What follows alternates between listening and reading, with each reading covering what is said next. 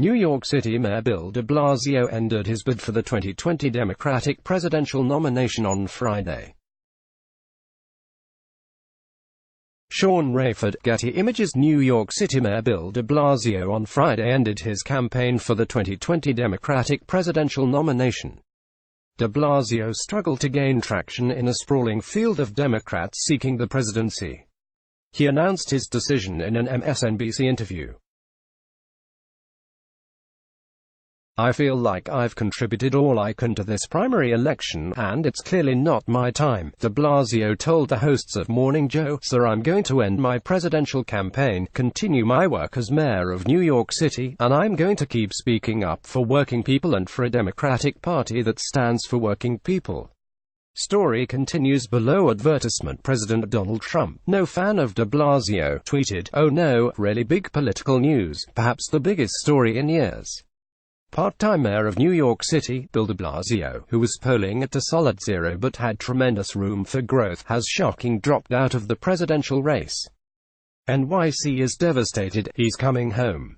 De Blasio joins New York Senator Kirsten Gillibrand, Washington Senator Jay Inslee, Massachusetts Representative Seth Moulton, a former Colorado Gov.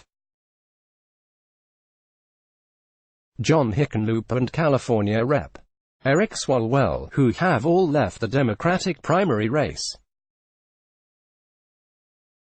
De Blasio did not throw his support behind any candidate but said he would support the eventual Democratic nominee with energy. De Blasio launched his bid in May, but his campaign largely failed to take off. He never achieved higher than 1% in a national poll and was ridiculed in the media, most recently in a Washington Post story headlined, "Bill de Blasio's presidential campaign has burned down, fallen over and sunk into a swamp."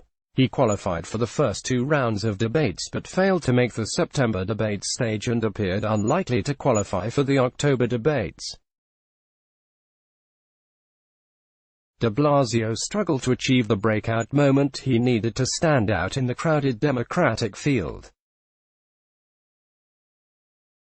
After a strong performance in the first round of debates in June, he flubbed a campaign appearance in Miami by quoting Che Guevara. De Blasio said he did not know that the slogan, "Hasta la Victoria Siempre," was associated with Guevara, a leader of the Cuban Revolution who is reviled by much of Miami's Cuban population. Story continues below. Advertisement. Story continues below. Advertisement. De Blasio boasted of his administration's record on police reform but was followed around on the campaign trail both by protesters from the city's largest police union and by hecklers demanding that he fire the officers involved in the 2014 death of Eric Garner on Staten Island. The protests did not end after the August 19 firing of Officer Daniel Pantaleo, who placed Garner in the chokehold that contributed to his death. An activist attending de Blasio's August 25 CNN town hall shouted, "What about Lieutenant Bannon? What about Officer Ramos? What about other officers?" referring to officers who were also present during Garner's arrest. The mayor had announced his presidential run by heading to the Statue of Liberty, where he said the country is in an identity crisis around immigration, which he called the founding and unifying element of the American experience. "We are figuring out who we are," he said then. "There are American values we need to return to and fight for in order to achieve our greatest potential." On his campaign's first day, he dived into an insult match with Trump.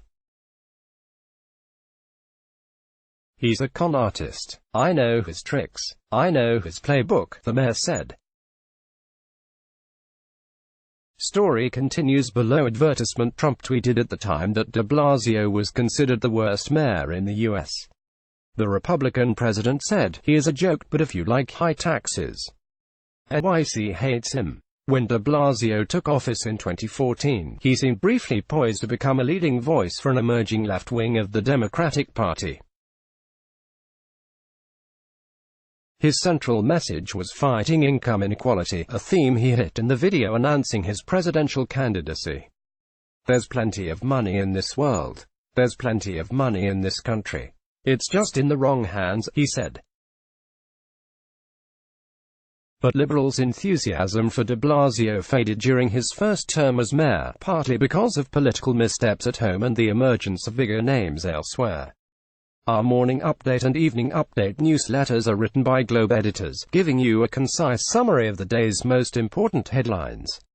Sign up today. Let's block ads. Why?